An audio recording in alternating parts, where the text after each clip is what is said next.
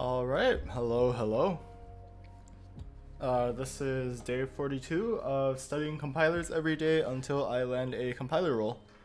Yeah, so we're finally streaming at a normal time again.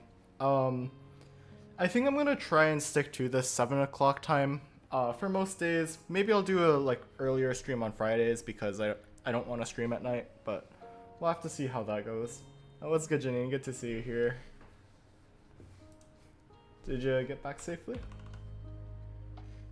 Oh wait, I can check Discord. Aha. Oh.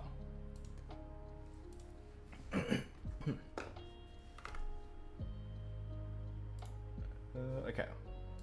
So yeah, the plan for today, I finally get to do leetcode again because I'm streaming at a normal time. And then I also did a lot of work overnight. Just like finishing up the stuff that I ended up not being able to get done on stream last time. So I'm gonna show that real quick, and then we're gonna start thinking about fixing Memtrudge. Got a bit rained on, man. Yeah, unfortunate. So yeah, leetcode. Also, even though the stream schedule has been a little bit weird every day, I guess I've still been doing the leetcode daily on the side, so my streak is still intact at 42. And holy crap, we're finally off the design week. That might have been the worst set of leetcode problems I've done in a while. But yeah, new week, new problem type. It's gonna be a good time. It's gonna be way less miserable. Okay.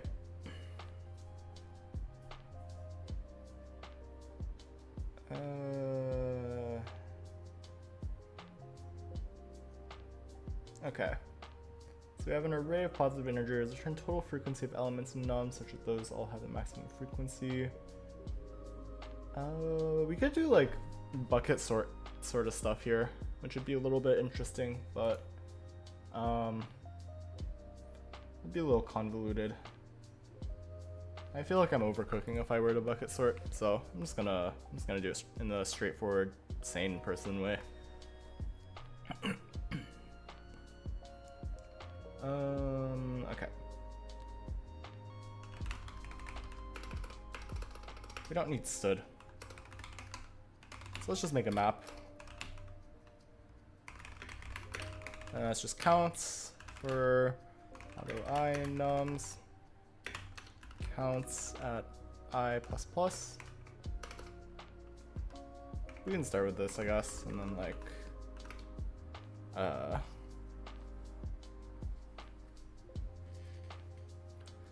you can do counts, I guess, which is pretty funny. Counts. Or counts. Yeah, what a silly name. So then for auto pair in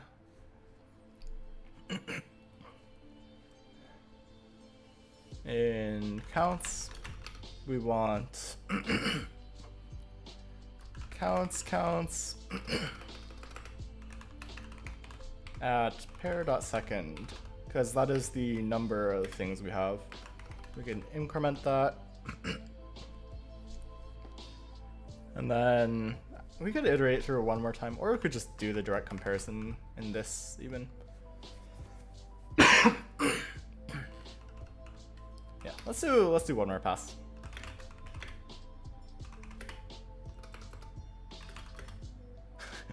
This looks so funny.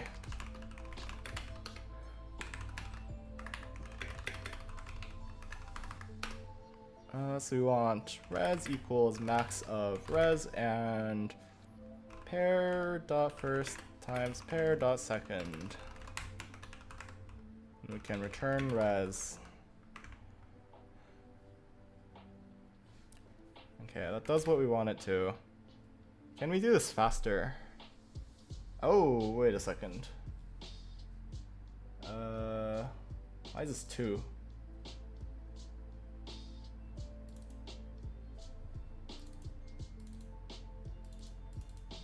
Oh yeah, 11 is the max. So then, wait, what?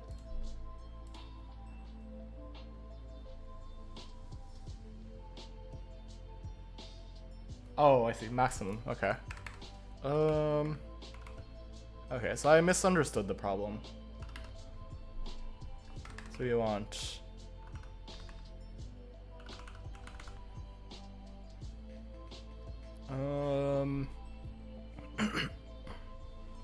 we can just do like a max count here as well.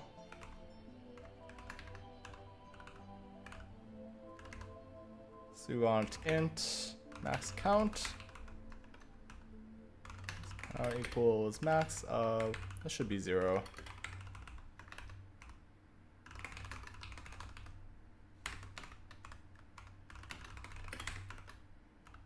Counts at pair dot second. Do that. Okay. Right? Does this seem right? Yeah, that seems, no, wait.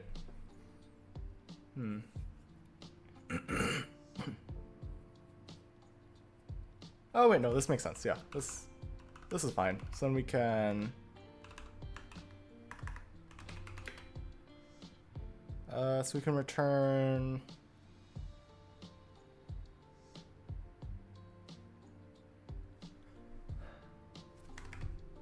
No, we'll just... I'm overcooking. I'm really overcooking here. Let's just keep that. And then... max count equals 0.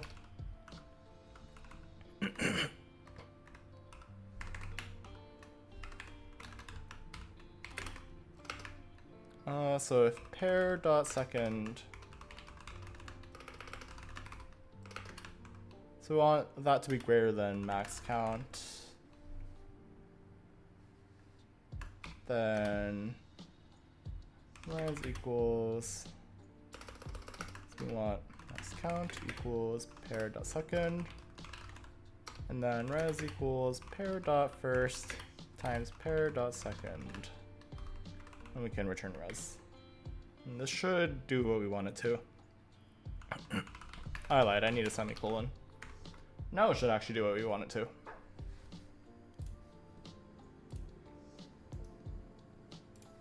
Okay. Surely this does what...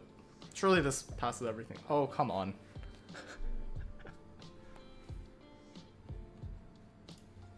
Let's see if anyone else is complaining about reading.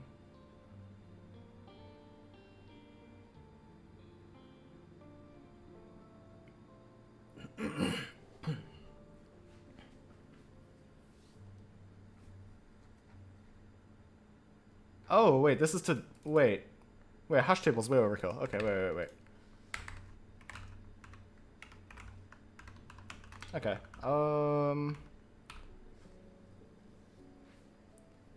we can even just do a vector, I think. An array. Array of int, and then 100, I think this is what it's alluding to.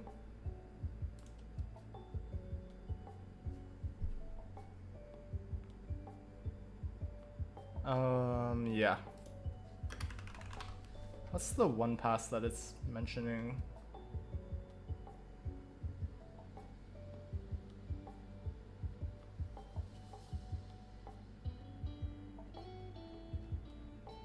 We're gonna do it in 2 passes.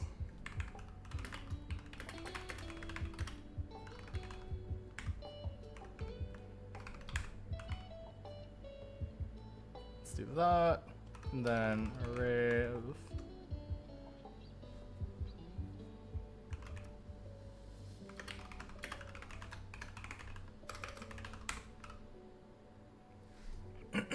total frequencies of elements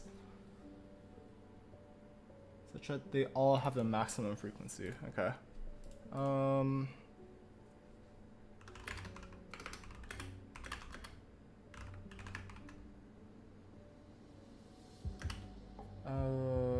Okay.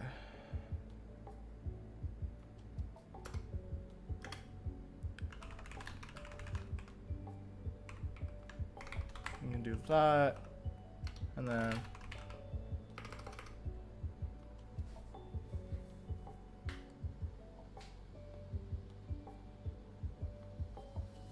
hey, I'm unable to understand constraints in Big O, but I can solve the problems I'm unable to explain, so can you suggest how to learn them? Yeah, I could give a quick Big O explanation as well. So, in theoretical computer science, I guess like the easiest place to think about is like little o versus big O.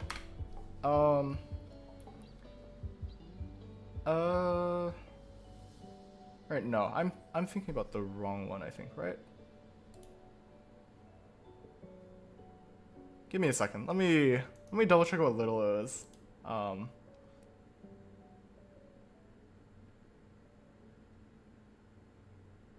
Okay, never mind. Ignore that line.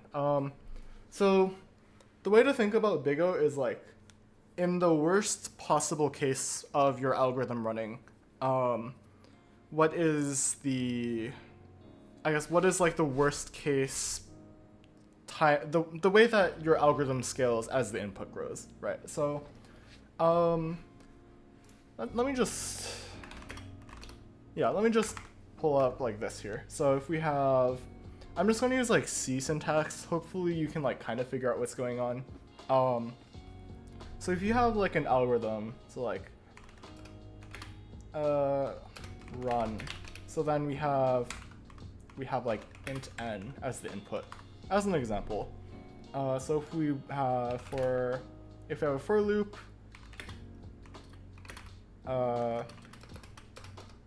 I is less than n, so this just iterates n times as an example, and then it returns like n or something, just as an example here. If you think about, or I guess like as n gets bigger here, the number of instructions executed also scales with that, right? So you can kind of break it down into,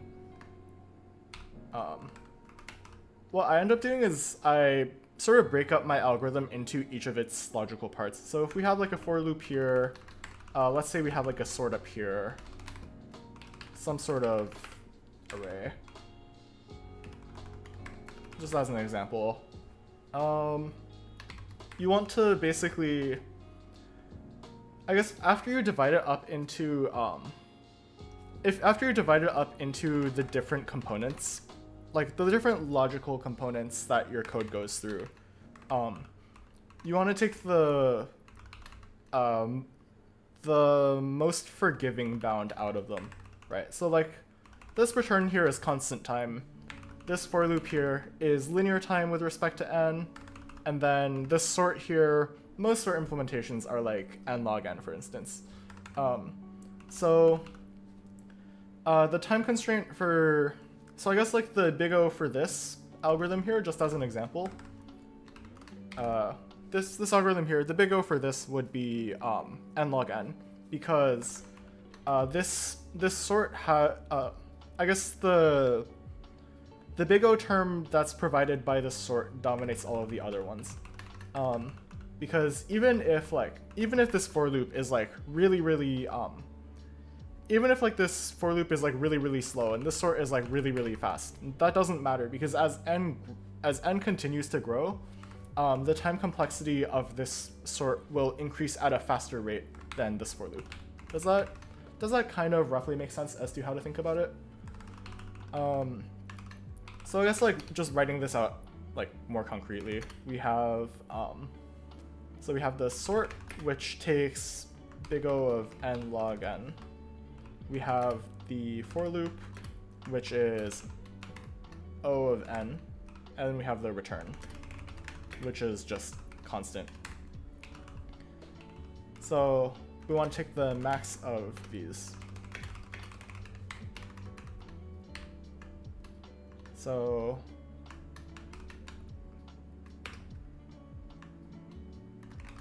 big O of run is max of that, which is big O of n log n. Yeah. And then you can even add you can add more layers into here. So like if we have like another function in here that is, let's say like at each iteration of this, we have a, let's assume do something is constant time.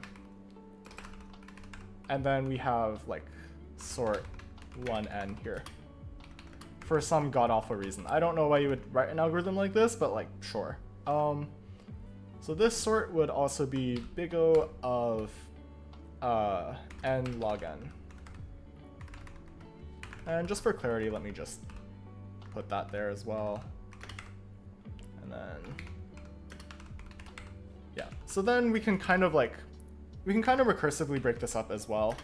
So like this for loop would get a little bit more complicated.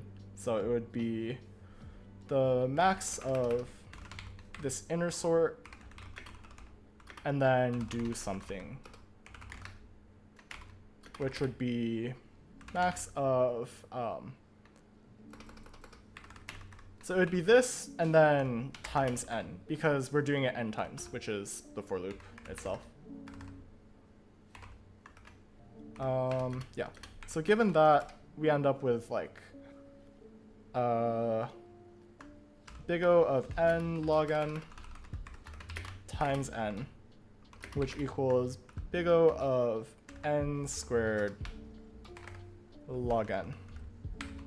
And then this changes the way this ends up running. So this one, now we compare n log n to n squared log n, and then to constant time. So the largest term there would be the n squared. So this becomes n squared log n. Yeah.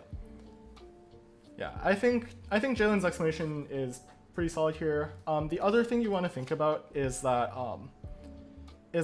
I guess constant terms and lesser terms drop off because they're not the one that your algorithm is bounded by specifically. So technically, and like since big O is technically just like the worst case bound, you can technically say like everything is big O infinity, but like you will probably get yelled at by your interviewer if you say that.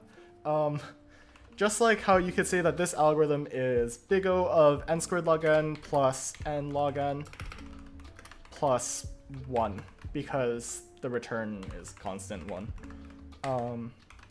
But if we have like n plus equals 1 here, which is also big O of 1, because that's constant time, we can say like plus 1 as well.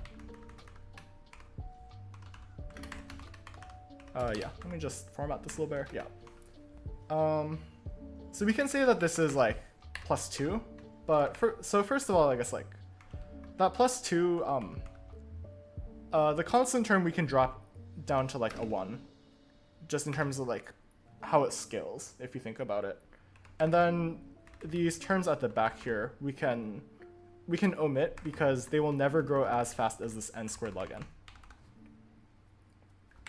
So yeah, in terms of like how to like reason about big O, I think this pile down here makes sense. In terms of like the process for I guess like figuring out these components, I think this sort of, I guess like recursive process of breaking it down mentally is how I would go about it. Does that, hopefully that kind of helps you. Let me know if you have any more questions about that.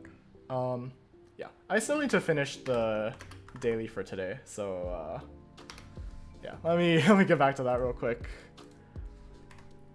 I can also break down the big O for this as well. Yeah, of course. New Vim on Windows? Yeah, I've got a little bit of a Valorant addiction that requires me to have Windows on this machine.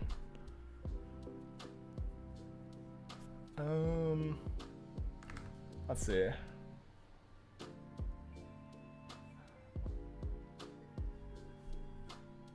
Okay, this is... Oh, I'm doing this wrong, actually. It just occurred to me. Am I doing this wrong? No, I'm doing this correctly.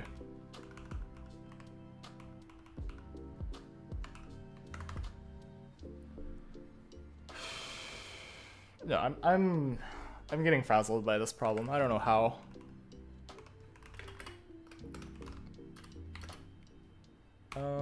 Yes, we have res.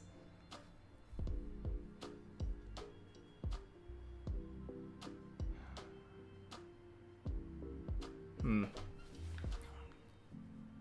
do we think about this?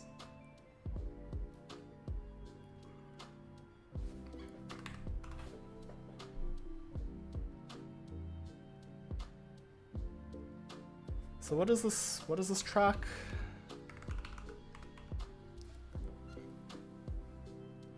So then I'm like, holy hell. Okay. Alright, so this gets the count of each thing. And then this gets the count of each count. So then that's fine. So then we can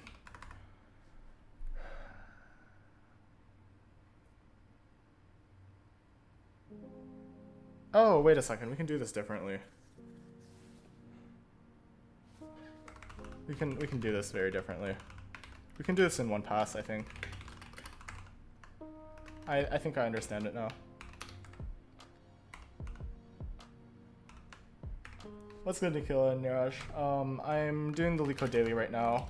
I had a little side tangent explaining how to reason about Big O, which was a good refresher for me as well, because I'm low-key rusty on that. What's wrong with memtoreg? It currently doesn't account for like variables across basic block boundaries yet, and the visitors also aren't implemented for like branches, like the new instructions I've added so far. So I need to like implement that still. I also want to use a different algorithm, hopefully. Or just like an algorithm based on like dominator trees, which would make things way easier.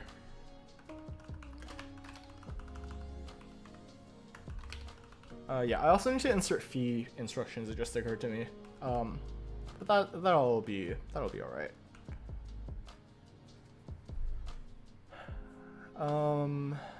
Okay.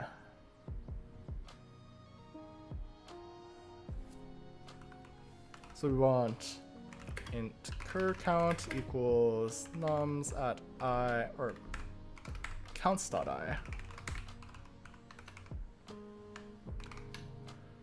And then we have like cur max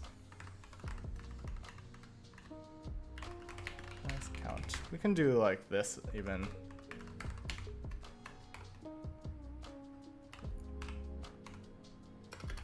We can do this and then like that, I guess. I don't know, here are by Respect the Grind. All the best, we'll see you after you get the role. God bless you, thank you. I appreciate the support a lot. Have you started implementing control flow yet, or are you planning to do it later? I have it all the way from C down to the middle end now. I just need to update the pass to account for it at least. I'll show that after I finish the leak code. We should prefix increment this. It just occurred to me.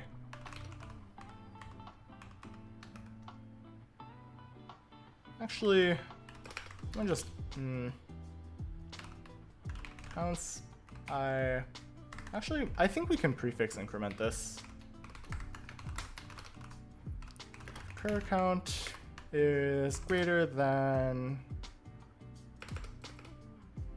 if it's equal to cur max count, or cur max, then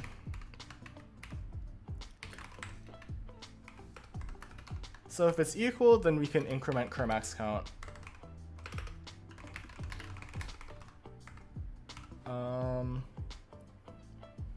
If it's greater than cur max, then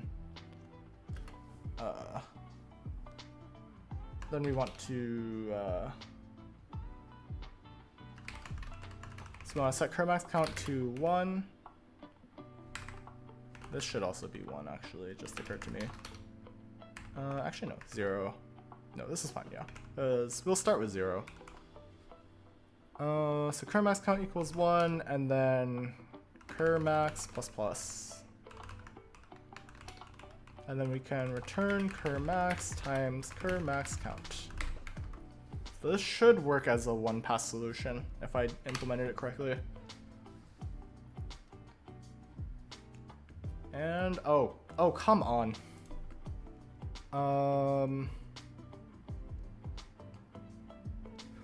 101. Whoops. Yeah, because it's range 1 to 100, and I'm too lazy to do a little bit of extra math, so I'm just gonna alloc one more and call it a day. Okay, that was a pretty peaceful problem. Way better than the set of dailies we've had before. I'm so glad I did these off stream, because if I did these on stream, I would have like been tweaking out completely. It was terrible. Like, food rating system was already annoying. Task manager was really annoying. Spreadsheet was like kind of annoying. Router was really, really bad, and movie rental system was kind of alright actually. The first one was like pretty neat. The rest of them were not so neat. I'm surprised none of these were LRU cache because of how frequently that's asked, but you know, so it goes. Yeah. Anyway, moving on. That's the leetcode. Let me just quit this real quick. Yeah, so the plan for today, in case you weren't sure when I first started the stream, was just cleaning up memtoreg. But before that, I should probably go over what I did this past night, because I got through a decent amount of progress actually. It's quite crazy the more I think about it. So the commits that I made overnight were, oh crap, which ones were these? Can I like check the timestamp on these in any capacity? I guess not. Maybe I can get log.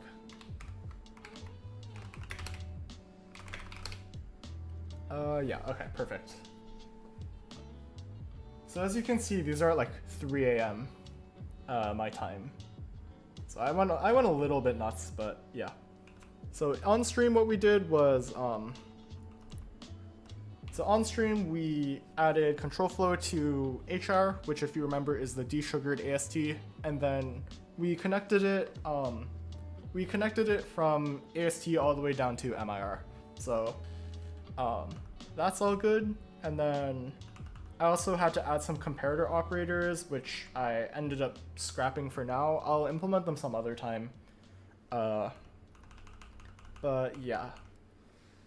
So what I ended up I also caught like a bug with descoping, which is really funny. So yeah, I did a lot of things.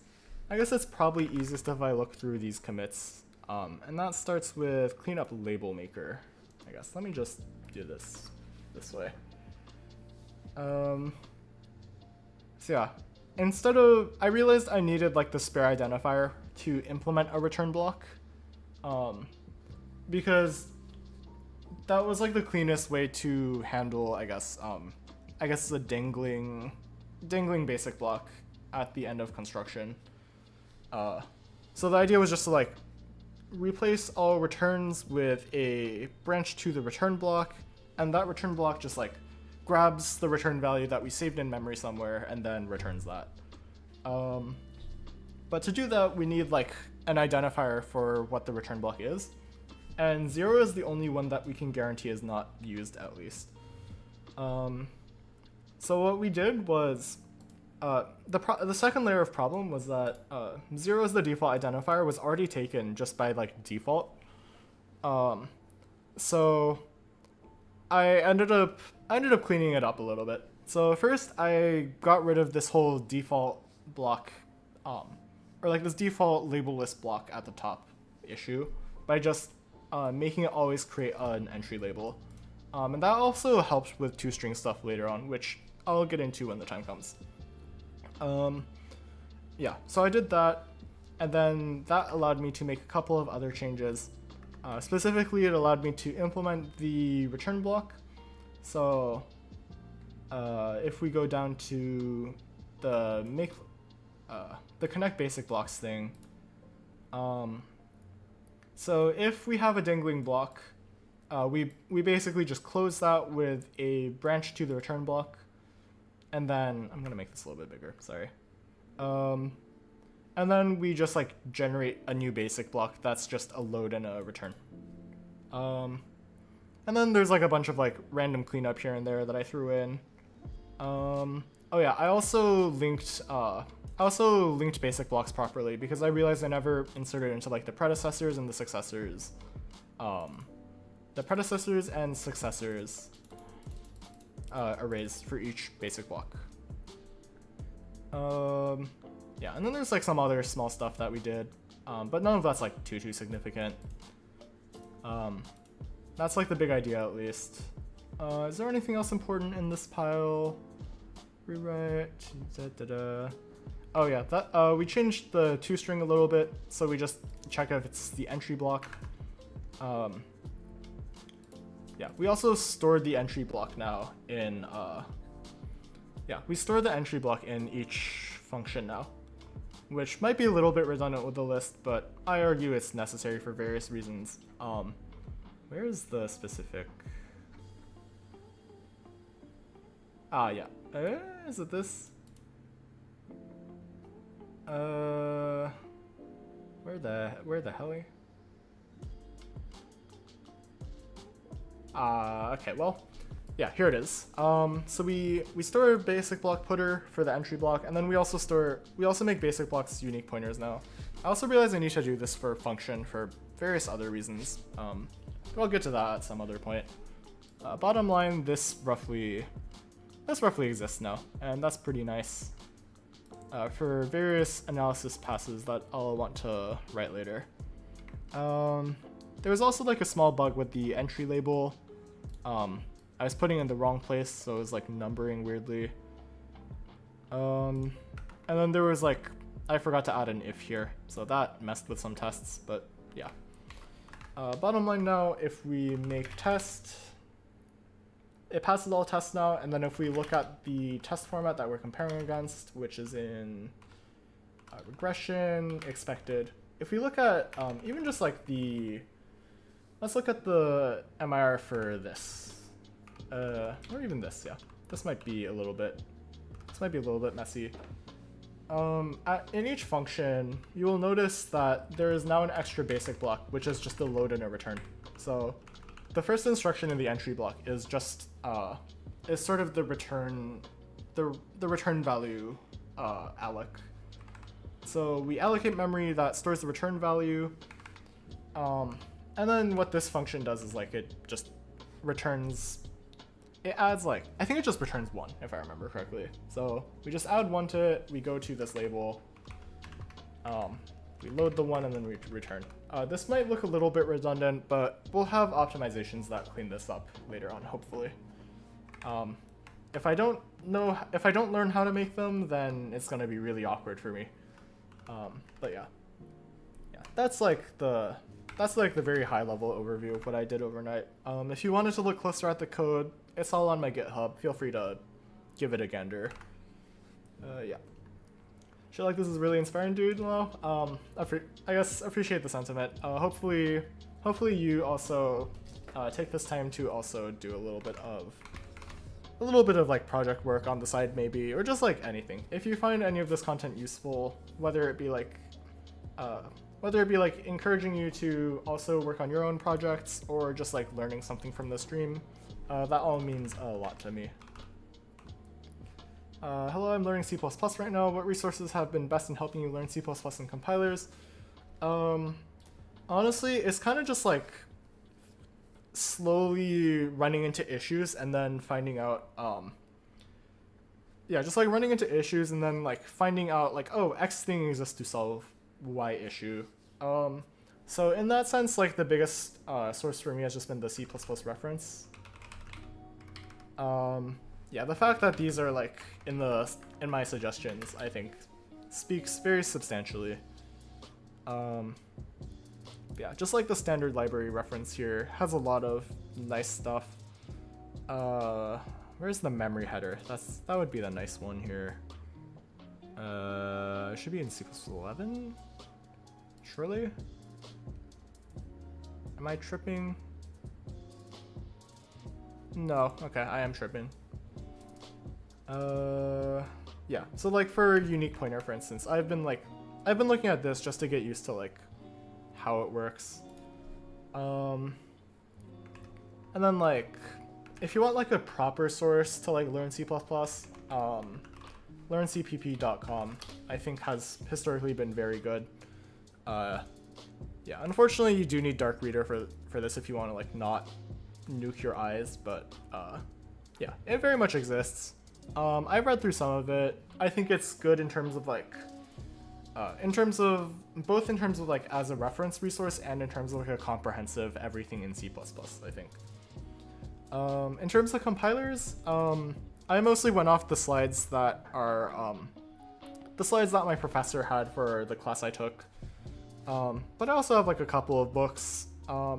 If you join my Discord, I posted a link somewhere, which is or I guess like there's two links. The first one is Crafting Interpreters, which is like the go-to like writing your first interpreter sort of resource. And then if you want to go deeper than that, I also posted the I think like the GCC maintainer reading list, sort of, where like a bunch of people that are way smarter than me and have gone through more compiler books than me and have written so much more code than me.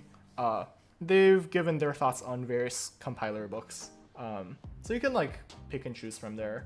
I think that's like a pretty reasonable place to go. Working on a project in C# but learning data structures and design patterns in C++. Ooh. C++ is powerful, but unsure what other rules are available other than quant. Yeah, there's a whole lot actually. I think the nice thing about C++ is that it pretty much spans almost every use case, I'd argue. Just like, it's like some of the places that like C code is used, for instance, maybe not in like an embedded environment because there's a lot of like random overhead that's just inherent to the standard library in C++.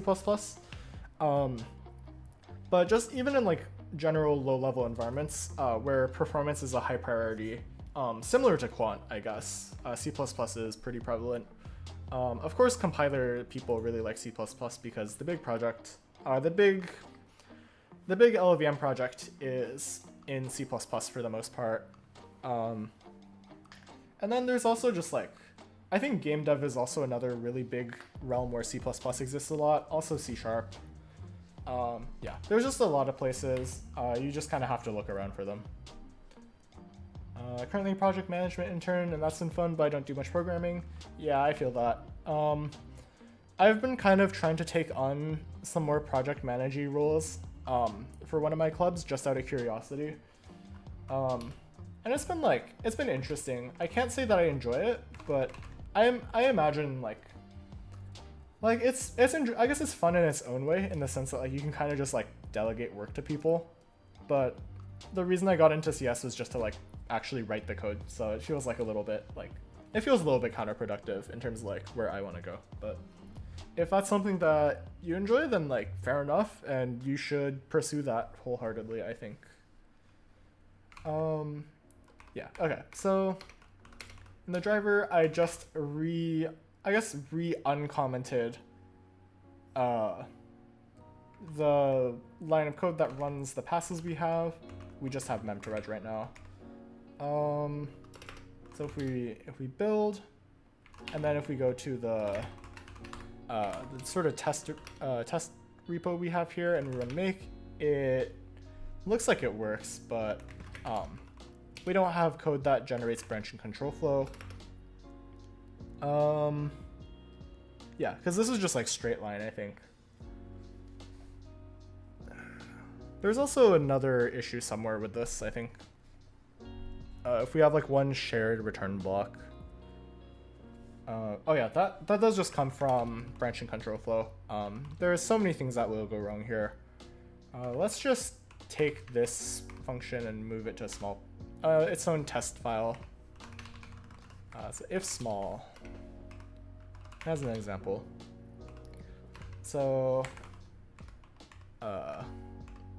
so we have a number, and then If that number, then we add 100 to it, and then we just return regardless. So if we go to the makefile, let's change this, if small. If we make now, oh no, it segfaults. Or it doesn't segfault, it calls out of range on an unordered map. So this is because, also just to show that like it does actually work. If I comment this out, if I build here and then I rebuild this, oh look, it compiles. Yeah, it generates multiple blocks. This 8th block here, or this block labeled 8, is the return block. Entry is the entry block. 3 is like the if true block. And then 6 is like the continuation block. I'll let you like scour over this yourselves if you'd like. Feel free to just like pause the stream and just like take a look at it. But yeah, that's like roughly the state of CodeGen right now. Yeah, so then if I go back here and I rebuild with passes run, oh no, it fails. Yeah, so where this issue is happening is in the middle end, to my knowledge. I suspect it has to do with, it's probably something to do with the mem2reg function, let's be real. Yeah, I haven't implemented a lot of things here, which, yeah, that's a little bit difficult.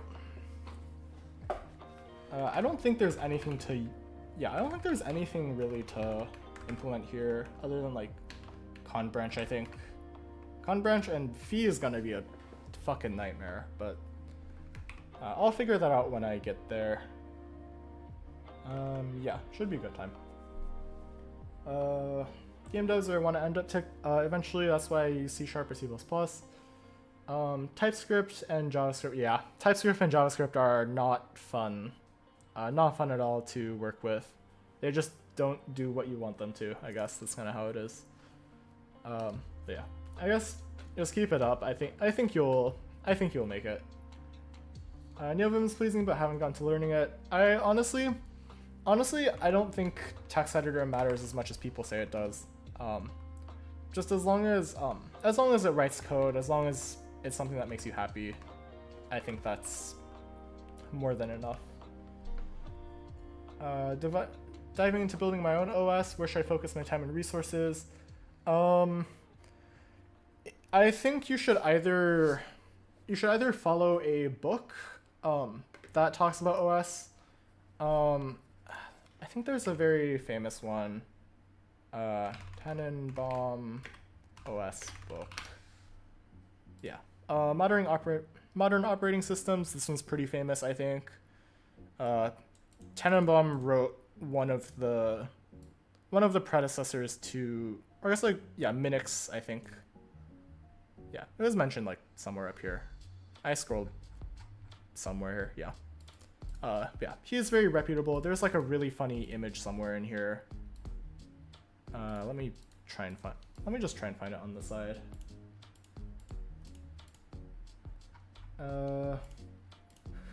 There's like, wait, is this the one? Where does it live? One of my friends showed me like a really funny picture that was used in here.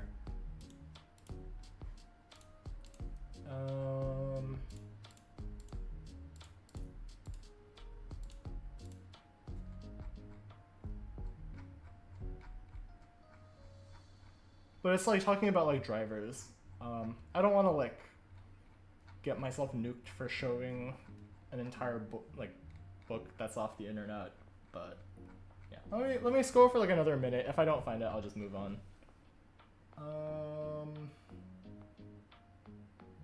Where's the drivers? Tannenbaum drivers. There's a really funny picture somewhere.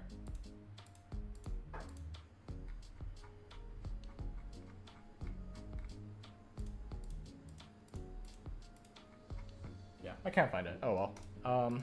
But yeah. Just look up like Tannenbaum OS book. It's spelled Tannenbaum. Yeah. Aside from that, I think a lot of top CS colleges post, like professors from there post their slides as well. So you could also go through those if you want the same concepts explained in a different way. When designing software, do you use design diagrams or UML? One of my classes required me to use UML, and after going through that, I've decided I do not like UML, so I try not to use it. I kind of just like draw silly little drawings on paint.net. Yeah, game engines is a really good shout for game dev. A lot of jobs kind of require deep knowledge of it, I guess like theoretically and practically, so that would be a pretty good place to go. Thanos, yeah. I remember like there was one day I was like walking back from classes and I think like someone just on the other side of the street was like, "Oh my god, it's Thanos," and it was quite funny. What text editor do you use? I use NeoVim. Have you checked out the Stanford compilers course? I have not yet, but that's more just like a lack of effort on my end so far. There's just so much to do, so many different resources. I think my priority right now is mostly on like LLVM's documentation and also the big SSA book that I believe was published a year or two ago. It's pretty recent, so yeah. I'll definitely give the Stanford course, I'll give it a close read, I suppose. Is OSTEP also a good OS book? I think I've heard of it. I think I've heard good things about it.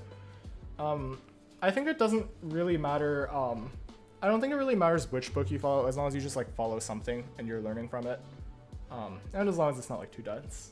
What's the big SSA book? Costello SSA book. This one.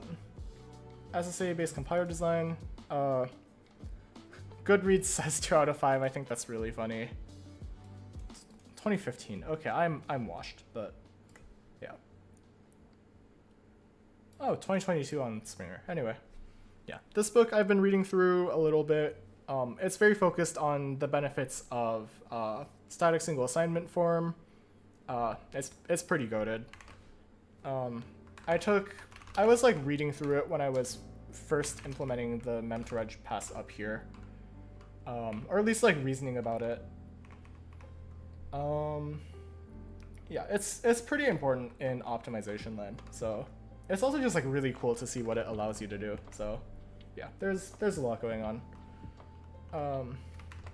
Yeah, I'm gonna need to clean up this pass a little bit, and that's kind of my job for today, I think. So yeah, it's gonna be a good time. Gonna head out and work on a project thanks to your motivation, of course. Yeah, thank you for stopping by the stream, and hopefully your stuff goes well. Okay, so what do we need to add here? I think so. We have these 2 new terminators. I also think we need to add fees to this. Yeah, we need to add fees. I don't think we need to do anything here though. I think we can just leave this as empty because that doesn't really have any uses to rename. Oh, I lied. It does have uses to rename. Yeah, it very much has uses to rename. God damn it. Okay. Yeah, so it's auto for each pair.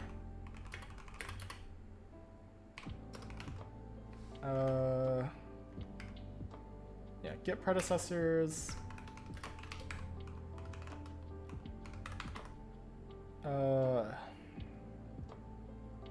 If pair dot second equals, what is old value again? It's a value.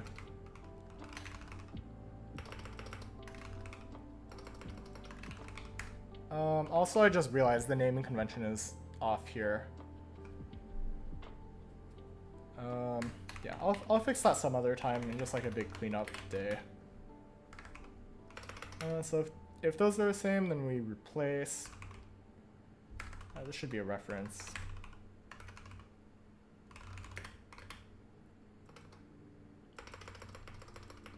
So we want I get predecessors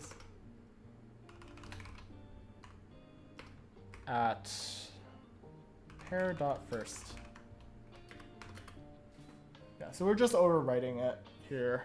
So we want to set it to new value. Okay, that seems clean enough. Yeah, I think that's probably fine for fees. Let me just do that rename real quick because it's bugging me a little. Let's find and replace all old value, replace with old underscore value, and then global. We can do the same here, and then we can do the same, but replacing old with new.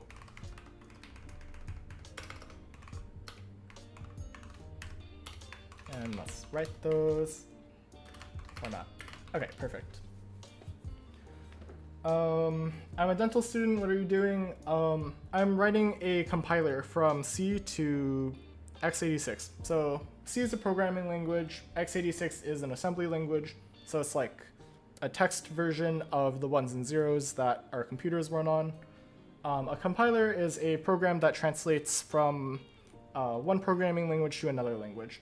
So I'm writing a program that translates the C programming language down to pretty much almost ones and zeros that the compiler can read, or the computer can read. And along the way, I also want to implement a lot of optimizations as well to make the code run faster. I have Java Spring Boot experience for 2 years. I know basic DSA, but I'm unable to crack any job. Can you suggest some other rules like you said about OS dev or game engine that you can start? Yeah, I think just like reading, just like being proactive about reading things is probably gonna get you the most bang for your buck. That and just like making projects while learning new sort of languages and new frameworks, I guess. If you want to get into like more low-level development, or I guess like more outside of like web dev land, I would suggest reading through the C++ resource I mentioned earlier, which is like learncpp.org. I think .org. Let me check. .com. Damn it. Okay. Yeah, it's this. Aside from that, I think the OS book is probably gonna teach you a lot. You also would want to study about networking. I unironically don't really know a lot about networking myself, so I think that if anyone has any like resource suggestions, feel free to throw them in chat. Yeah, I think those are like the big three for now. After this point, you probably want to like learn about like concurrency, and yeah, I think this is more than enough to get started though. While you're at it, make sure to like use the stuff you learn in like projects. Do you need a strong CPU to do this kind of C++ work or work with C++ in general? Not really, but it definitely makes it easier, I think. I think that mostly, I guess like the big thing that depends on the CPU is just like compile times, and it can get a little bit slow. Yeah, it can get a little bit slow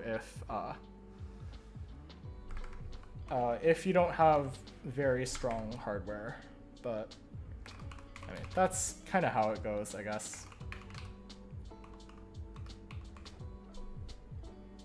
Can you type without looking? Yes, I'm like roughly able to, but sometimes I like make a mess, which is why I misinput a lot of things and it looks really funny. What you're making? I'm writing a compiler from C to x86-64. So we want T, and then we want successor or basic blocks, so we don't care about those. Care about get cond. Oh, we need to add a setter for this. I need to implement that real quick. This will be a quick change though, at least.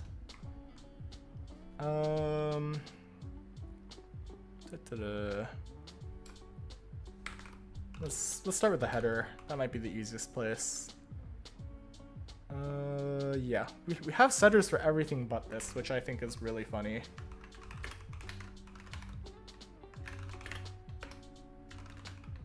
Is this?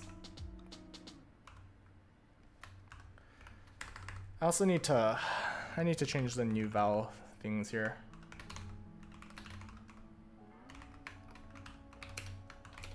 Let's do that.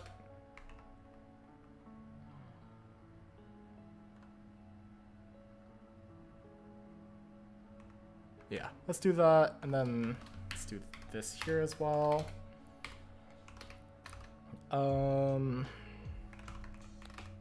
This should be new val.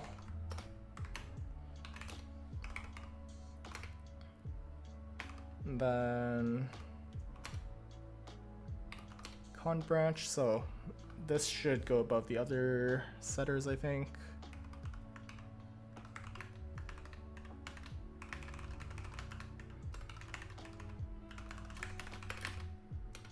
So we set that. Yeah, that's an example of where I misinput because I hit both braces at the same time, so just skip them. So this will be this. Cond.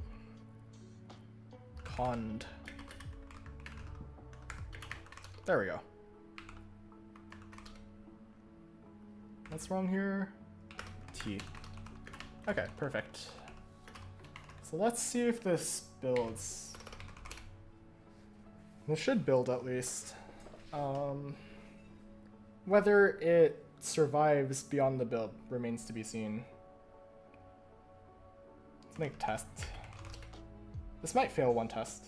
Okay, it doesn't actually fail any tests. If I build here, it should still break. Okay, perfect. Well, like, not perfect, but not unexpected. Have you considered to add symbols later to your keyboard? Not really. I just haven't had a reason to. Yeah, there's not really any, like, concrete reason.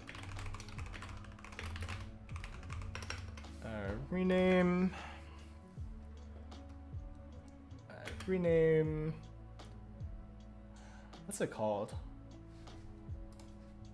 Door camel case. What's it called?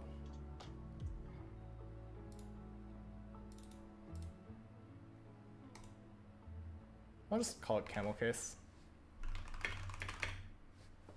Yeah, there are like awkward movements, but like low-key I don't touch type correctly, so it's like I kind of do it with my ring finger, so it's like not that bad. Like it's bad, but like in a way that makes it less bad, I guess.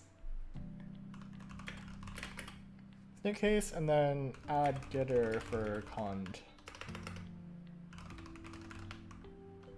And then what's the diff here again?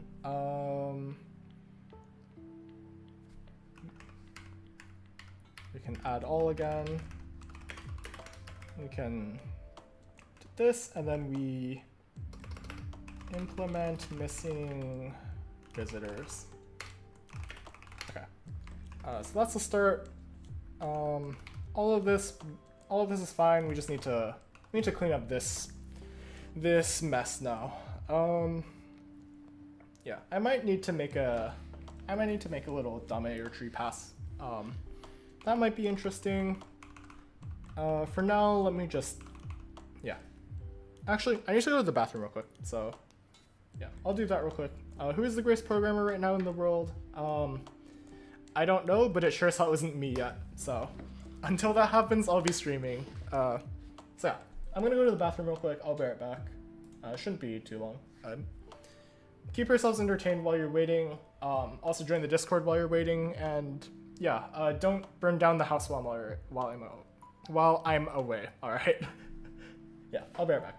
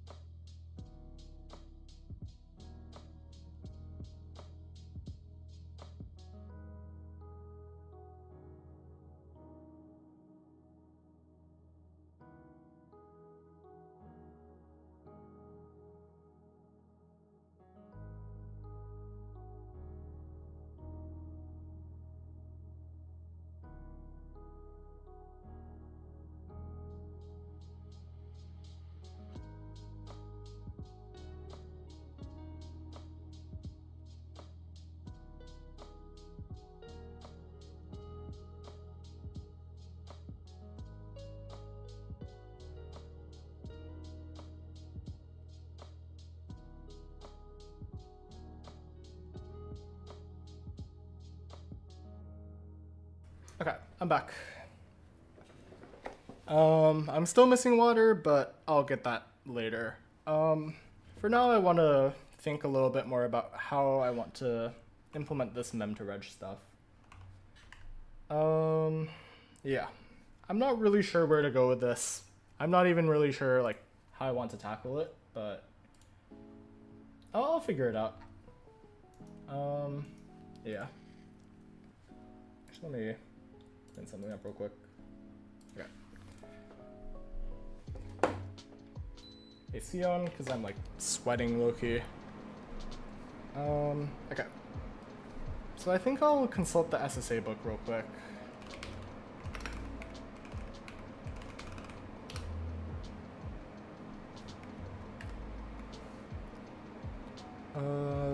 SSA construction. Where does this live? Here it is. Okay. So we want to insert fees first. This is what we're missing. So we have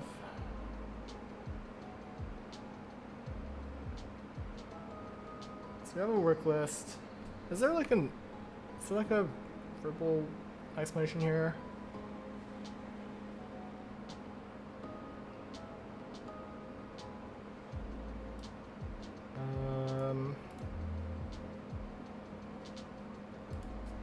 There's a lot of dense theory here that I don't fully understand yet. I think it would be a little bit boring for y'all, at least, if I were to just read this on stream. So I'm trying to avoid that as much as possible, but yeah. Just write your own compiler, bro? Yeah, that is in fact what I'm doing. But I still need to learn some of the algorithms that have been well established. So yeah, that is what I'm trying to do here, at least.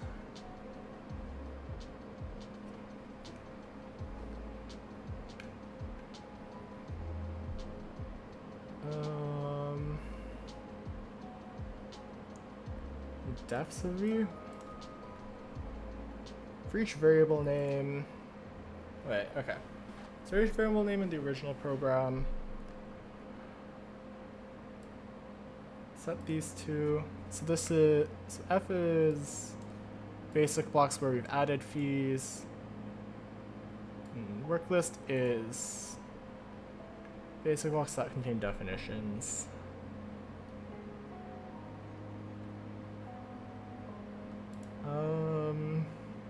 Okay. So for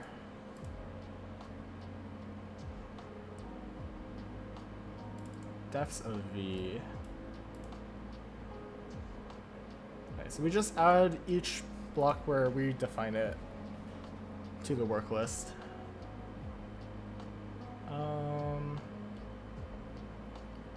Printed book inside out colors, yeah. Because if I made the page white, it would just full blind me, so yeah. I tried turning it gray. It's not a perfect solution if it wasn't obvious, but it gets the job done. Okay, so we add each basic block that contains a definition. So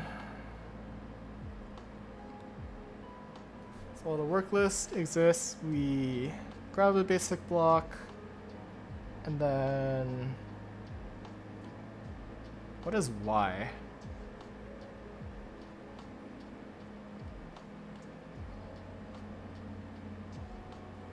For each basic block in the dominance frontier, if Y is not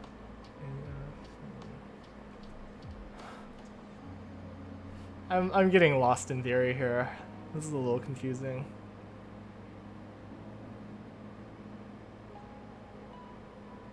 Oh, so if we haven't visited it yet, then we add a fee. And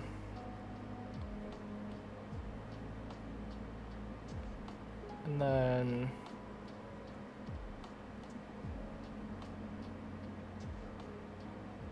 I see. Okay, that roughly makes sense, I guess. Sort of. What's good, skills? Good to see you here.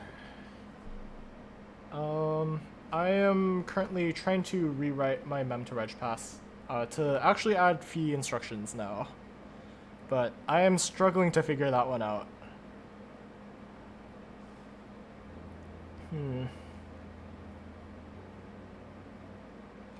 Ah, okay. Well, I'm like getting so lost here. What is the dominance frontier?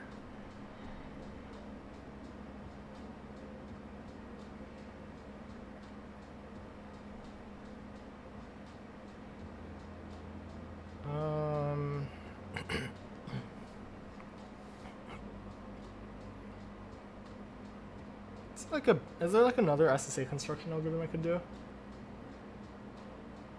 Does CS Bachelor teach you how to read these notations? A little bit, but not really.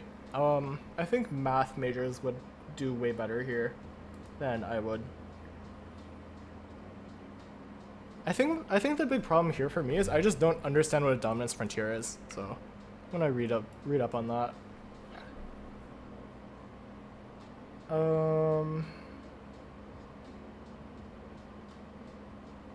Okay.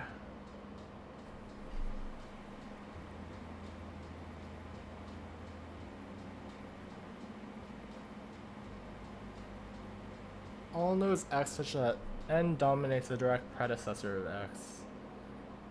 It does not strictly dominate. I see. Okay.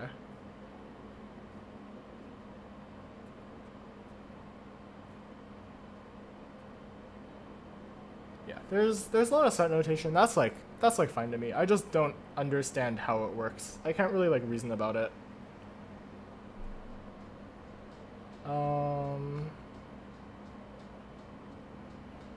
Yeah.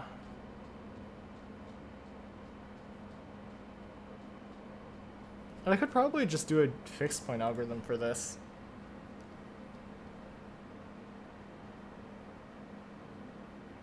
What's good, Nocturnal? Good to see you.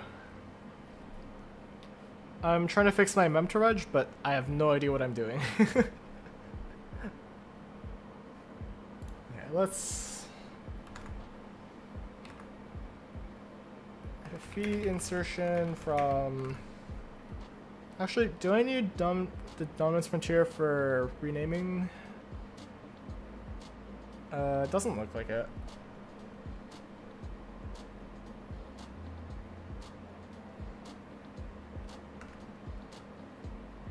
The CS major already fulfills like 70% of the math major? Yeah, that sounds about right, yeah.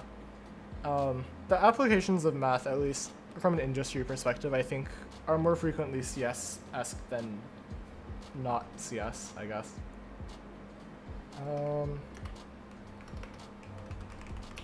Let's look up the fee insertion algorithm. Hopefully there's something usable here.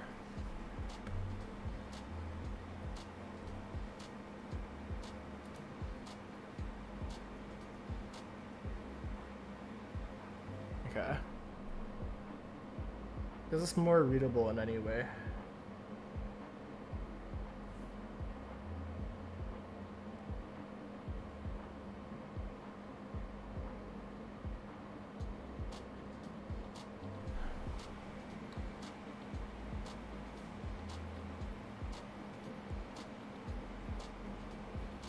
So node 1 strictly dominates. Wait. Eh? Strictly dominates makes sense.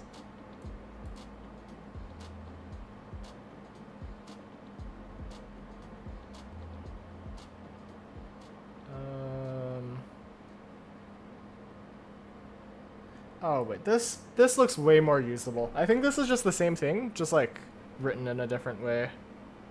Or no, it's a completely different algorithm. For a different purpose. It's this algorithm.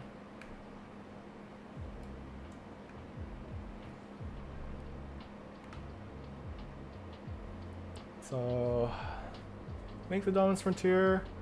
The number of immediate predecessors is greater than 2, then for each.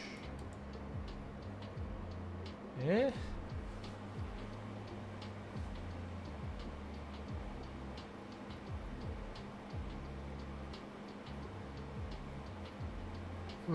Okay.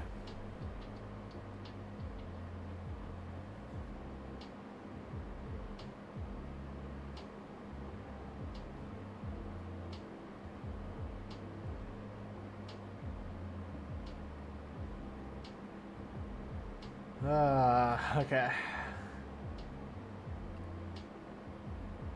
Yeah, very little of this makes sense off the top of my head, at least.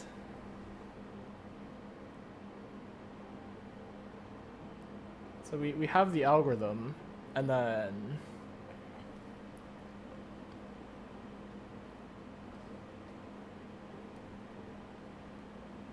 Yeah, okay, that makes sense.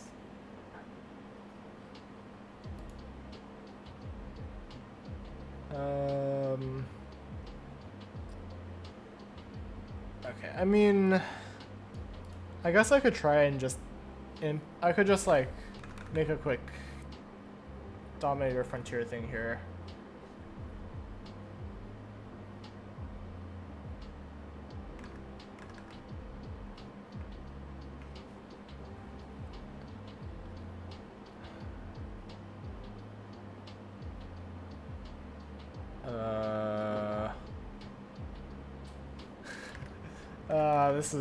This is really confusing. I feel like I'm just reasoning about this wrong, and I need like someone to just explain it to me.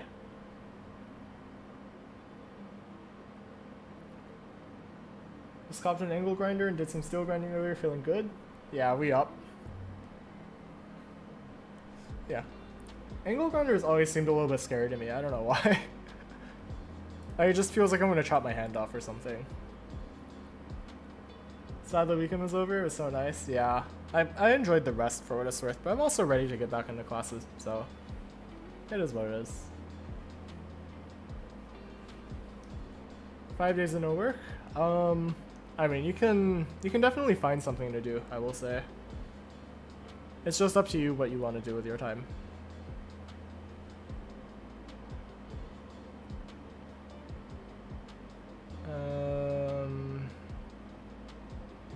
Oh, this is so gross. Do you think feeding this to an LLM to simplify would help? Honestly, I don't think it would hallucinate, but I just think it wouldn't give me anything that's like reasonable for me. So yeah, this is just very dense, and I don't really know what's happening.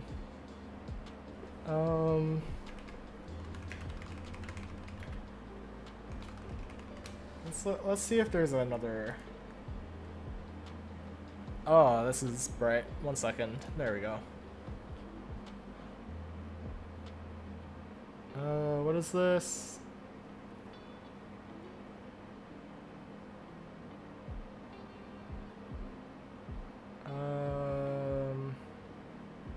Which algorithm am I trying to use here? The Brown algorithm, right?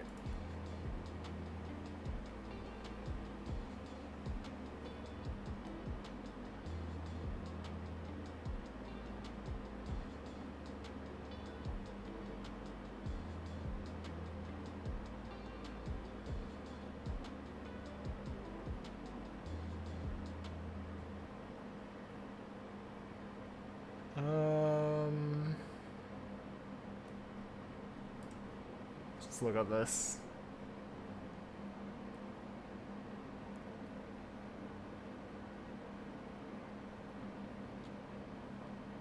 Dominance Frontier. Yeah, it's just, I just am struggling to really understand how to visualize the Dominance Frontier at least. So, I think that's where I'm going wrong.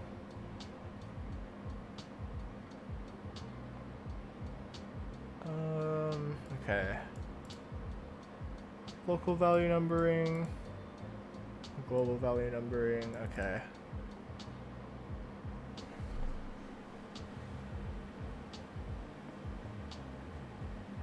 Crazy comment.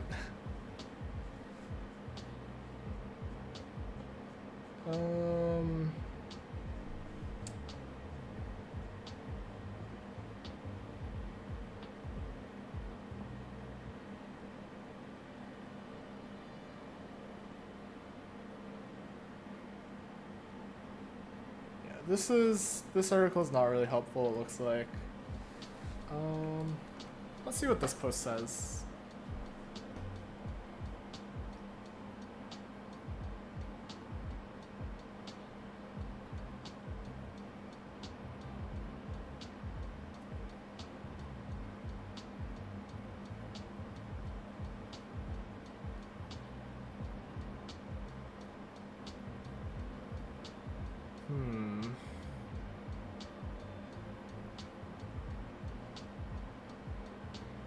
What is this?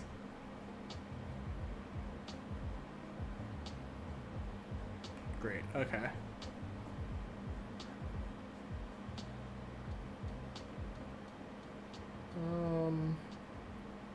Okay, this is not useful.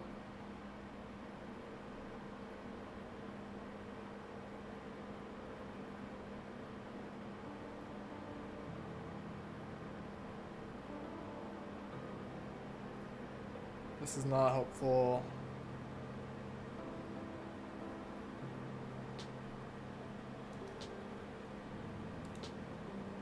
Oh, wait. Oh, this thing's dead. Damn it. Okay. Is it Piazza one? Okay. Okay.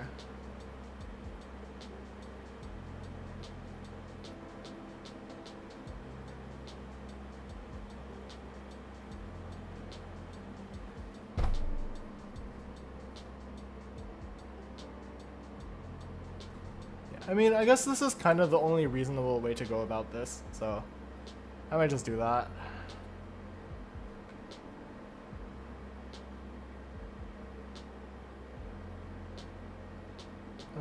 Okay. Okay. Alright. Okay. Cool. Okay. Alright. Okay, cool. Cool. Okay.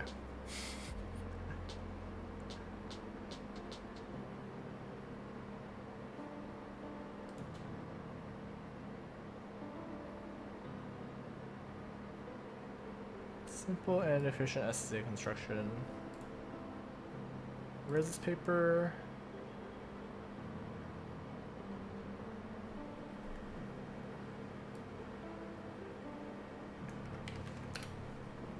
Oh, it's the brown algorithm. Okay, cool. Let's give this a try.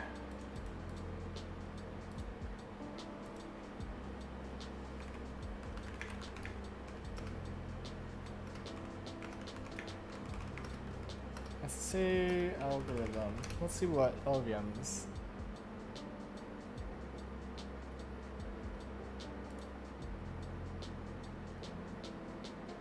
Okay.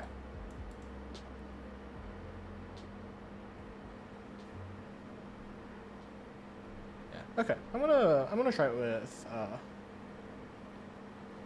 gonna try it with the brown algorithm. Yeah. This might be a little bit more usable for me.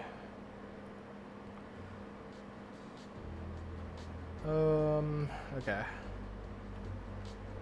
Yeah, we're just gonna leave this on light mode, unfortunately. I want to be able to read this, so yeah, let's go through this paper. This seems pretty important.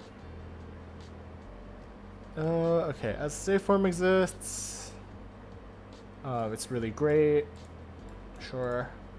Citron paper.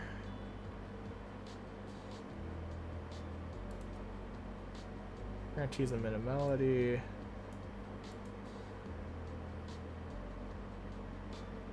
It's represented as a CFG and not SSA form.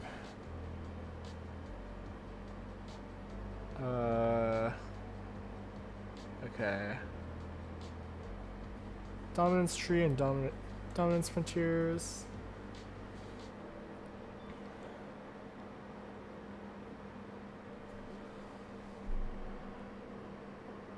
Sure, okay.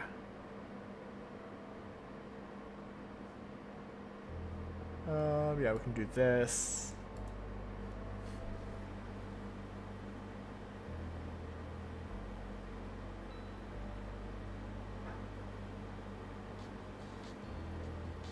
Well, compute minimal and pruned SSA, sure.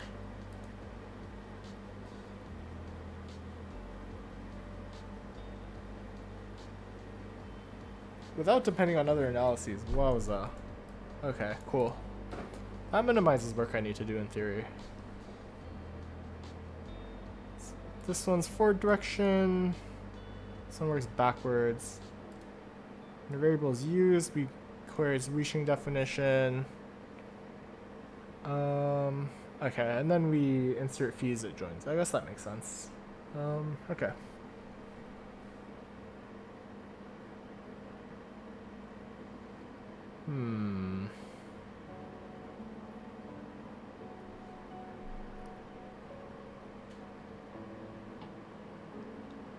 Fire usually ends up in a single basic block. That's the standards and program execution order for each basic block.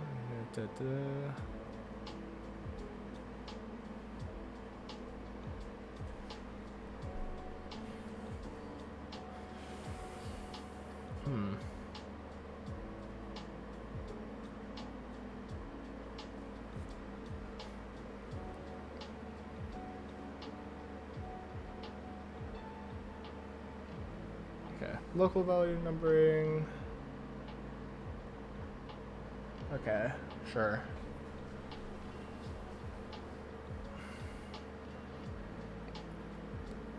I might just use the other algorithm, even though it's it seems a little bit more difficult at a glance.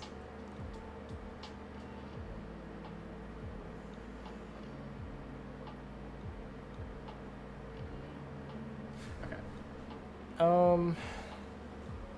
Sure. This seems reasonable enough.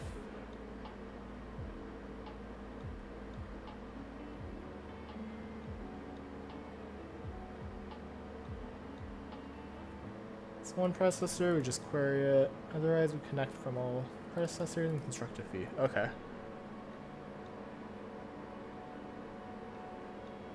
But this doesn't really work for what we want, actually. Like, this algorithm makes sense. It seems pretty reasonable.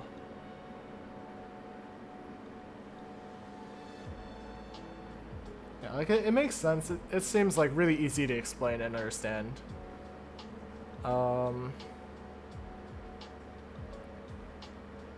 Yeah.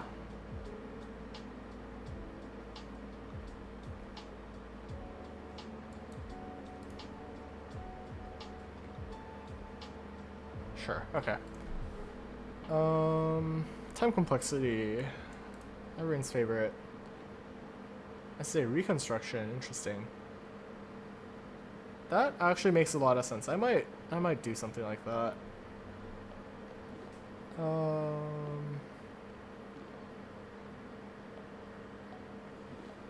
Yeah, maybe we just use the other algorithm. Like we need dominator trees for other things anyway, I think.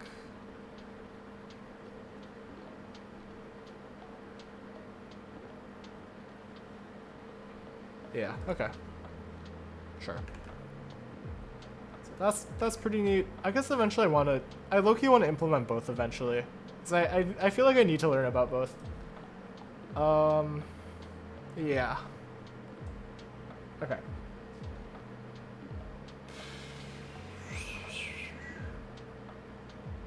Alright, so how do we do this? Let's go to the this one? Yeah, this seems about right. Shout out IBM.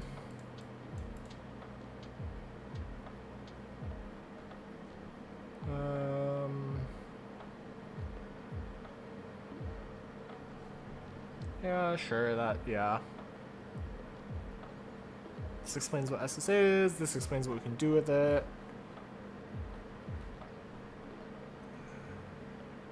CFG, SSA form, and sketches how to construct it. It's considered as variants of SSA form. Also, like, apologies if I'm like either moving too fast or this is just like really boring.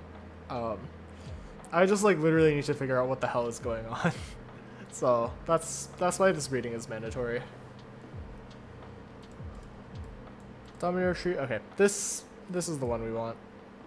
What is CFG? Control flow graph. So, I guess let me just like, I could paint a little bit of the groundwork here, just for people that are less familiar with SSA form. Yeah. So, let's say we have like a program. We can take the simple if actually that I have, that I separated out down here. Actually, I have it here. Yeah, so this program here, So if we want to like turn this into a control flow graph, so we start with like, let's just do it like instruction wise for now, I guess. Yeah, so we have cond there, so like cond equals 1, and then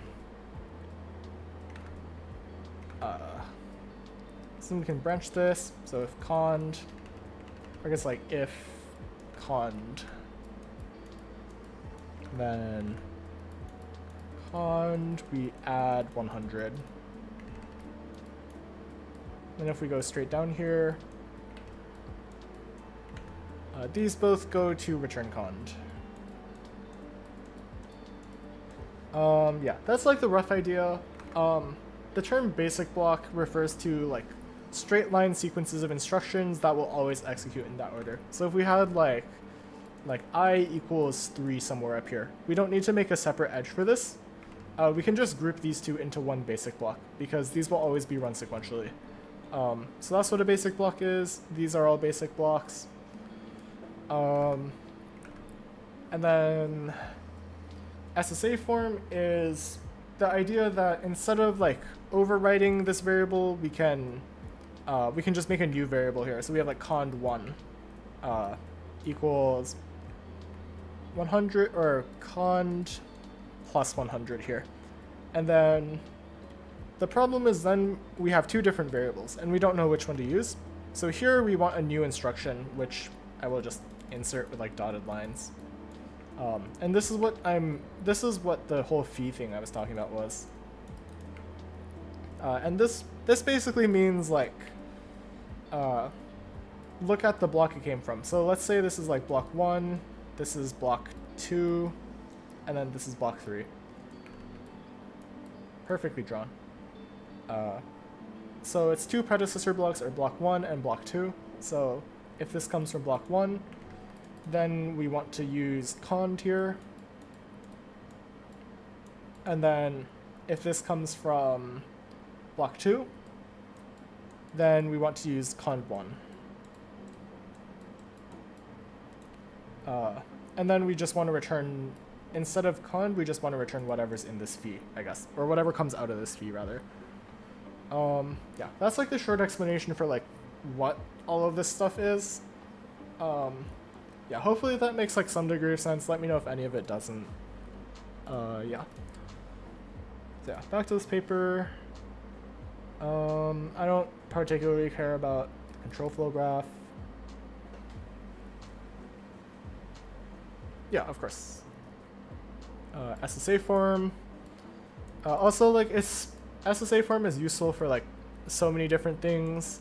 Just like the big thing is making a lot of like really expensive, expensive optimizations a lot cheaper, because we don't have to do all the work of figuring out like which definition is used at which point, because each thing is assigned only once, so we know exactly where the definition comes from.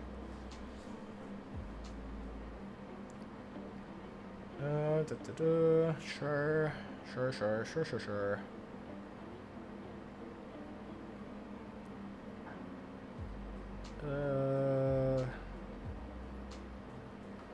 Okay, Dominance Frontier. This is the part that I'm confused about. So we make the Dominance Frontier mapping, and then figure out where the phi functions should go, and then we rename variables. So we have like a shitty version of variable renaming right now. So that's at least something. I need to rewrite that, but it'll be fine. Okay. Dominator tree. X and Y be nodes in the control flow graph. If X appears on every path from entry to Y, then X dominates Y. Okay, that makes sense. Reflexive. Okay, it is reflexive and it is transitive. Okay, yeah, that makes sense.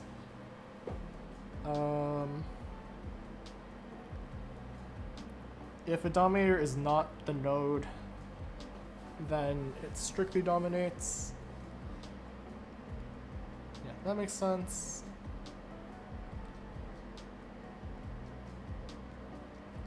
Yeah, okay. We got a little bit of notation here. That's fair enough. Oh, that font got really ugly really quickly. Okay. The children of a node X are all immediately dominated by X. I see, okay. Closest strict dominator, okay. Okay, we could probably write a pass to generate the dominator tree at least. I think that'd be interesting and meaningful, at least.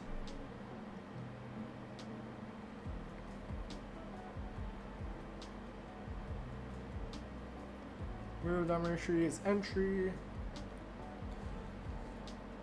Any node other than entry has immediate dominator Y as its parent. Okay.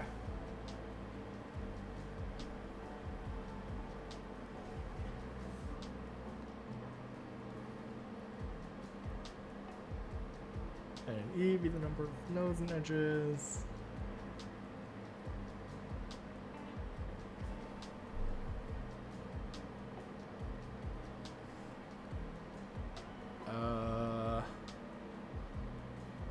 Sure. Sure.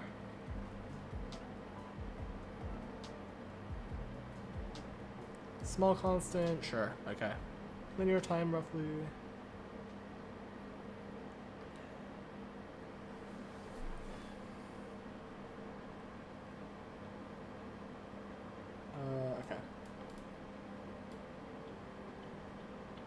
Okay. Predecessor, successor, and path refer to this control flow graph, whereas parent, child, and ancestor and descendant refer to the dominator tree. I see. Okay. Interesting. I might use that same wording for my implementation as well. Okay, this dominance frontier. So this is the part that was like confusing to me.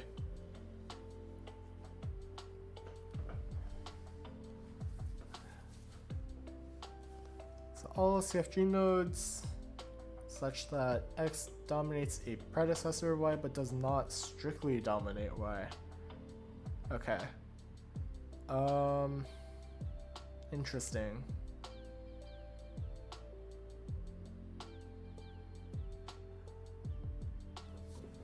Yeah, this, sure. I'm not even gonna take the energy reading that. Computing directly from the definition would require searching much of the dominator tree. Total time would be quadratic.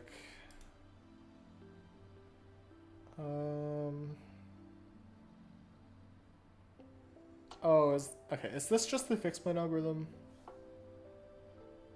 Okay, we have proofs, sure.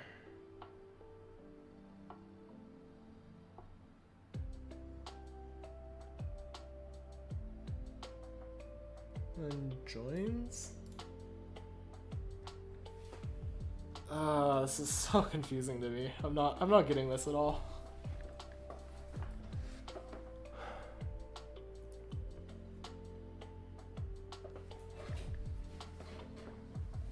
Computing dominance frontier directly from definition.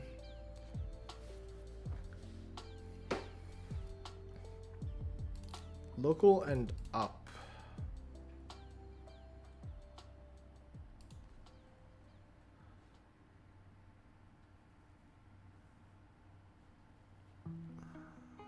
So the dominance frontier of node X is the local dominance frontier of X, and what the fuck?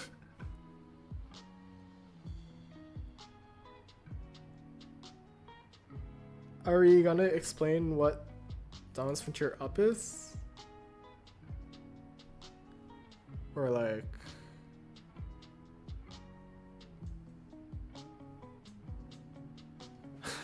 Hello? Okay, let's go back to this. Maybe this will... Maybe if I like read through this properly, this will make more sense. Yeah, let me move the mic back. Okay.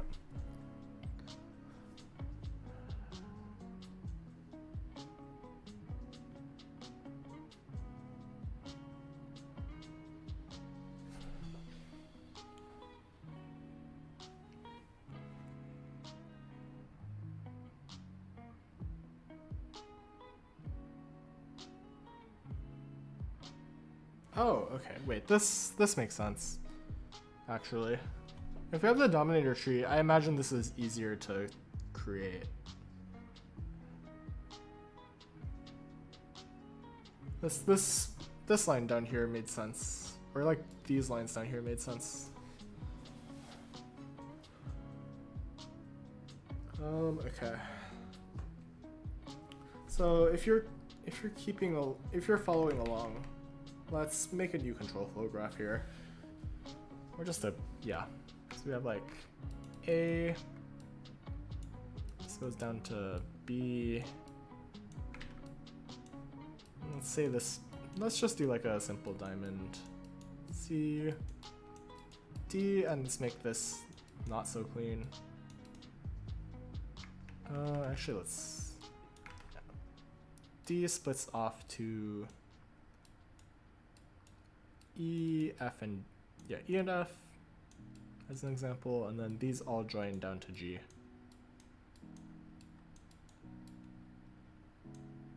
As an example. Okay. So let's just take like arbitrary node E here.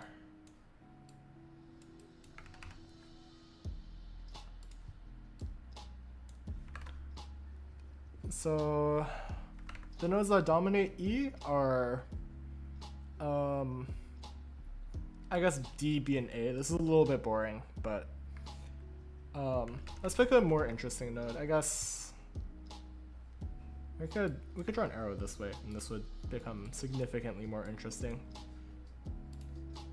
So node E here, D does not dominate because control flow could go through C, and then vice versa. C does not dominate because control flow could go through D.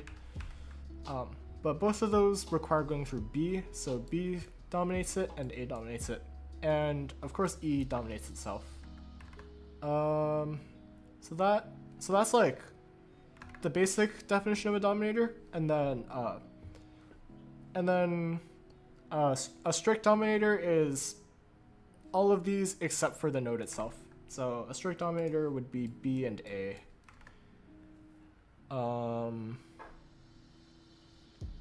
So dominance frontier contains all nodes such that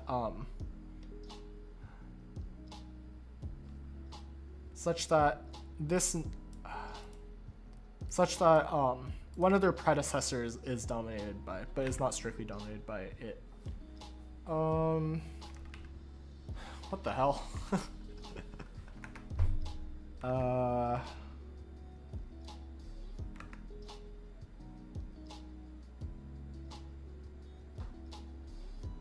N dominates a direct predecessor of it, but does not strictly dominate it.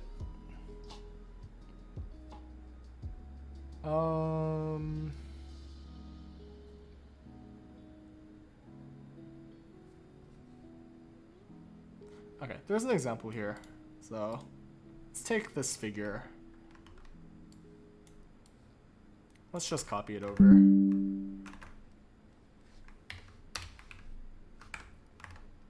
Yeah, okay. So dominance frontier of the Y defined in block B. So that would be this. Is the first operation of D. So it's this. Okay, sure.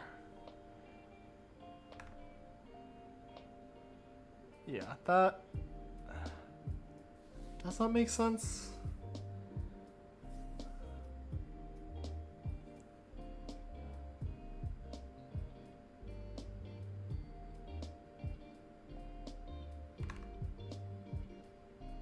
Huh? Wait, what? Dominance frontier of the Y defined in block C. y defined in block C would be the first operations of D and E.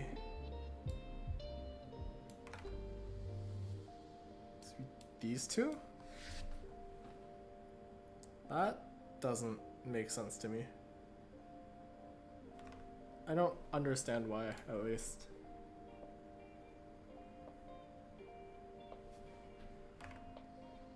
Is this the correct figure? Yeah, that is the correct figure.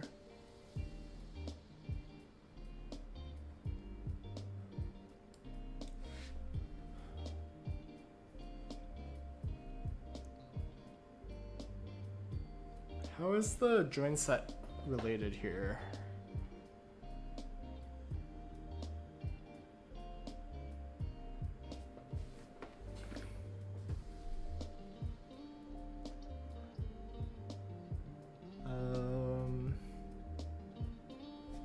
In block C, they set y to x, or x to y.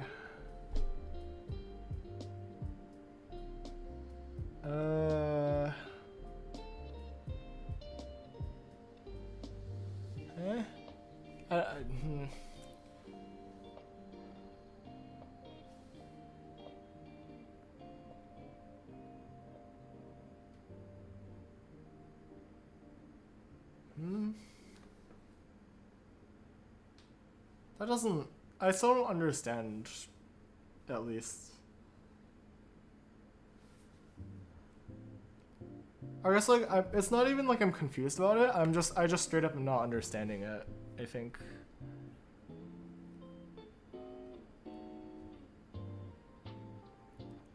No, let's see.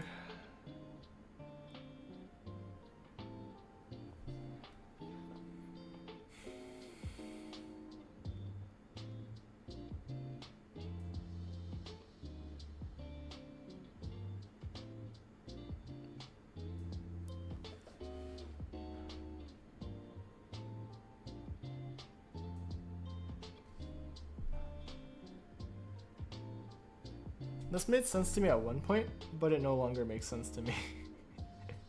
Which is not great.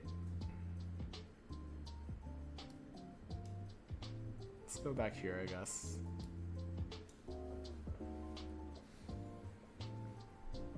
Renaming is not where we want to be at.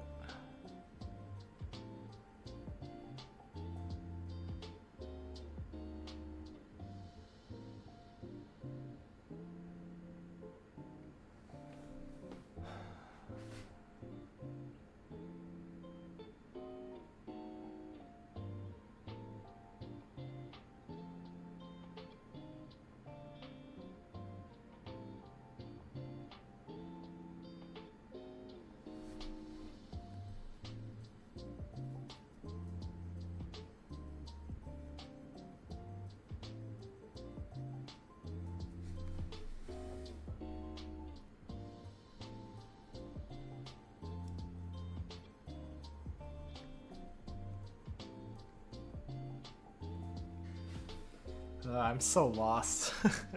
I've not felt this confused in a while.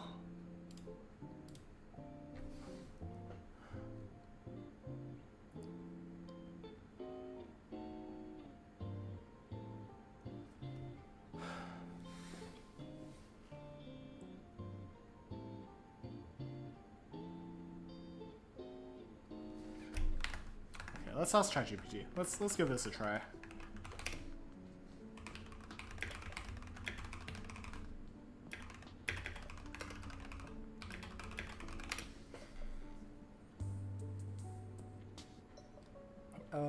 So A dominates B if every path goes through A. That makes sense. Immediate dominator of B is the unique dominator that's closest in the graph. Okay.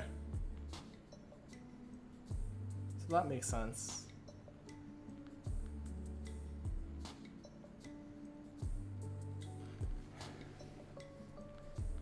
Dominance frontier of a node. Subnodes that and dominates the predecessor and does not strictly dominate Y.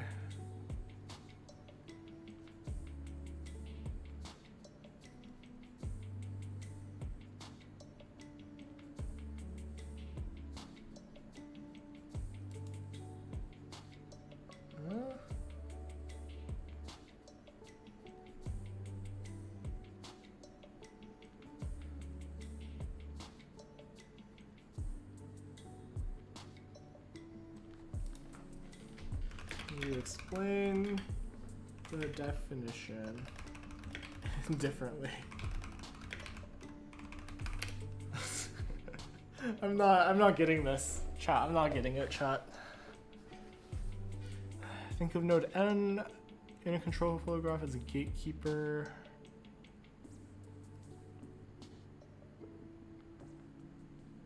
Oh, okay. This explanation makes sense to me.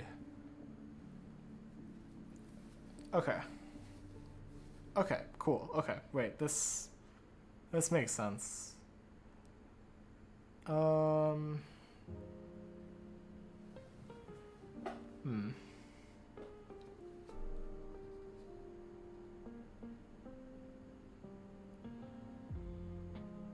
Okay. Is it doomed for me if I'm thinking about this in like Valorant map control terms? Like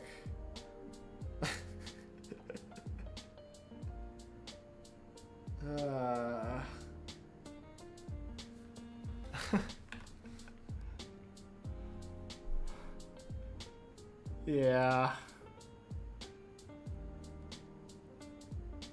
It's like I'm thinking about it in terms of like where to put a cipher trip on Haven A main. Anyway. Okay, so looking at it this way then.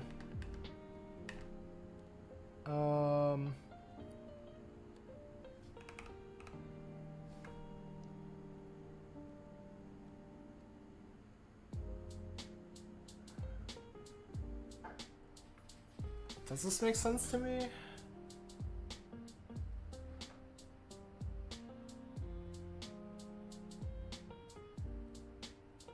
So the green ones.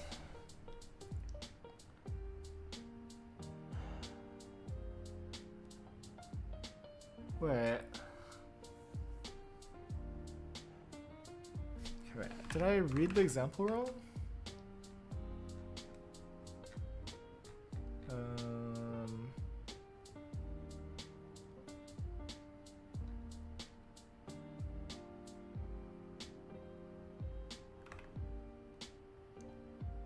Oh wait, I didn't see this. I see. Okay, that makes things make a little bit more sense, I think. I also just didn't see this edge as well. I might be a little bit blind. Okay. Yeah, okay, this makes sense now. Yeah, okay. So for the red nodes, this one's dominance frontier because control flow could have come from another node. And same for this because this could have come from here, which could have come from there. So that makes sense for the red ones. I guess yeah. So this one is not dominated because it could come from here. And this is not dominated when looking from this way because that could have come from here, which comes from here.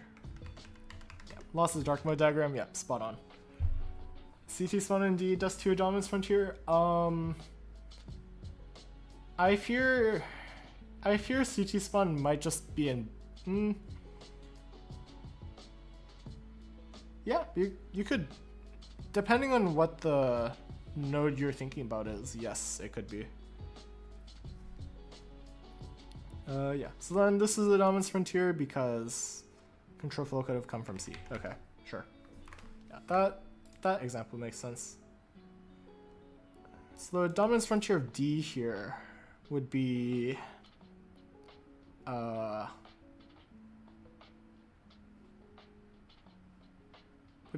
E and G, if I'm understanding this correctly. Yeah. Yeah, that seems roughly correct.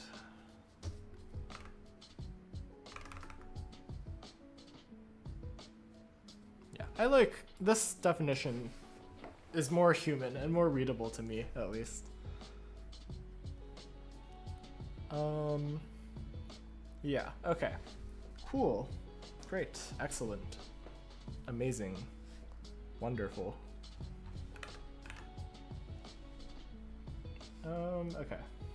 So where do we go from here?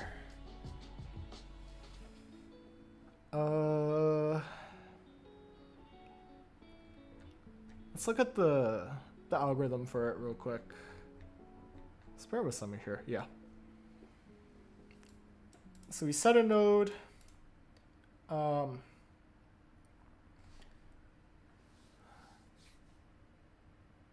then while that node does not strictly dominate, oh, and then we just keep going up?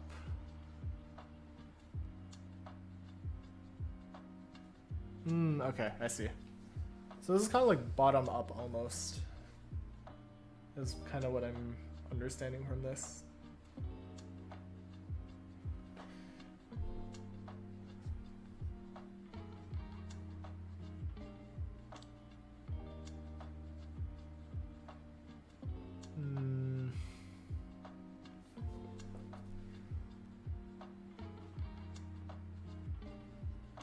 Several definitions per variable. There's a single definition statement in the control flow graph that reaches each use. Okay.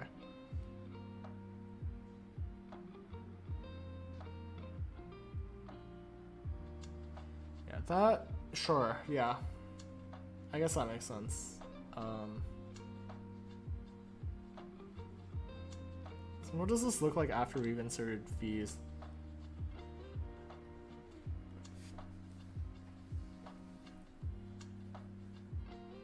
Or guess we can just like, we can do the lazy way again, honestly. Probably. Yeah, okay. Dominance Frontier makes, that example helped it make a lot of sense here. So join set is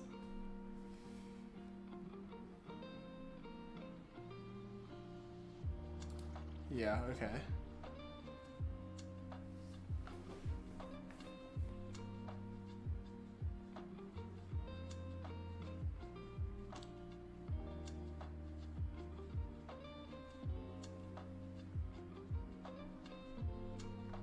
Yeah, wait. Can we go back to the insertion algorithm?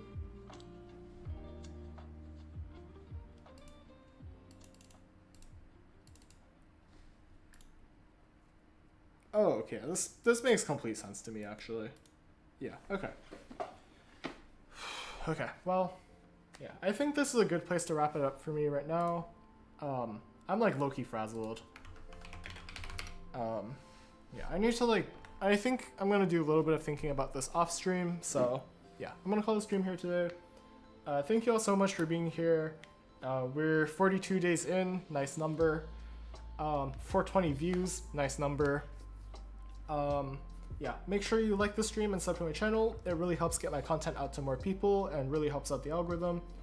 While you're down there, also join the Discord. That's the best place to get notified when I go live, and yeah, get notified when I go live and chat with me and the rest of the community outside of stream hours.